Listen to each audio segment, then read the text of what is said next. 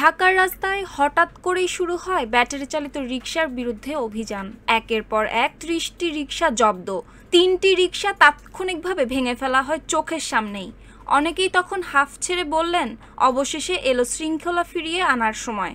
কিন্তু কিছুক্ষণ পরেই সেই স্বস্তির জায়গা দখল করে নিল অস্থিরতা, যখন চোখের সামনে এলো রিকশা চালকদের কান্না, হাহাকার আর অসহায়ত্বের ভিডিও। সোশ্যাল মিডিয়ায় শুরু হলো তীব্র প্রতিক্রিয়া। কেউ বলছেন রিকশা ভেঙে বার্তা দেওয়া ঠিক হয়েছে, আবার কেউ বলছেন এমন ঘটনা অমানবিক।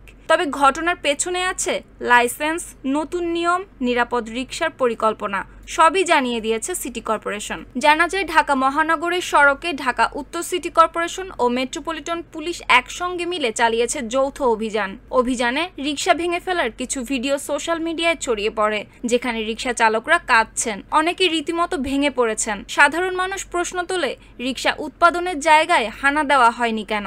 এই প্রশ্ন থেকেই শুরু হয় বিতর্ক। তবে প্রশাসনের তরফ থেকে আসে ব্যাখ্যা। ডিএনসিসির প্রশাসক মোহাম্মদ এজাজ জানান, ভাঙা রিকশাগুলোর চালকদের ক্ষতিপূরণ দেওয়া হবে, তাদের জন্য বিকল্প আয়ের ব্যবস্থাও করা হবে। প্রকৃতপক্ষে মূল সড়কে অটোরিকশা চলবে না, এটা বোঝাতেই করা হয়েছে ভাঙচুর। অবৈধ চার্জিং পয়েন্ট ও রিকশা উৎপাদন ওয়ার্কশপগুলো শিগগিরই বন্ধ করা হবে, কারণ এই রিকশাগুলোর কোনো নিরাপত্তা স্ট্যান্ড নেই। বুয়েটের সহায়তায় নতুন নিরাপদ ব্যাটারি রিকশার ডিজাইন তৈরি হয়েছে। অনুমোদিত কয়েকটি কোম্পানিকে উৎপাদনের অনুমতি দেওয়া হয়েছে। ডিএনসিসি বলছে চালকদের প্রশিক্ষণের ব্যবস্থা হবে, যারা পাশ করবে তারাই পাবেন বৈধ লাইসেন্স। নির্দিষ্ট এলাকায় শুধু অনুমোদিত রিকশা চলবে, এক এলাকার রিকশা অন্য এলাকায় যেতে পারবে না। যাত্রীদের জন্য নির্ধারিত ভাড়ার ব্যবস্থাও থাকবে। কিন্তু প্রশ্ন থেকে যাচ্ছে, এসব নিয়ম আসলে কি বাস্তবায়ন হবে? যারা প্রশিক্ষণ পাবে না তারা কি করবে?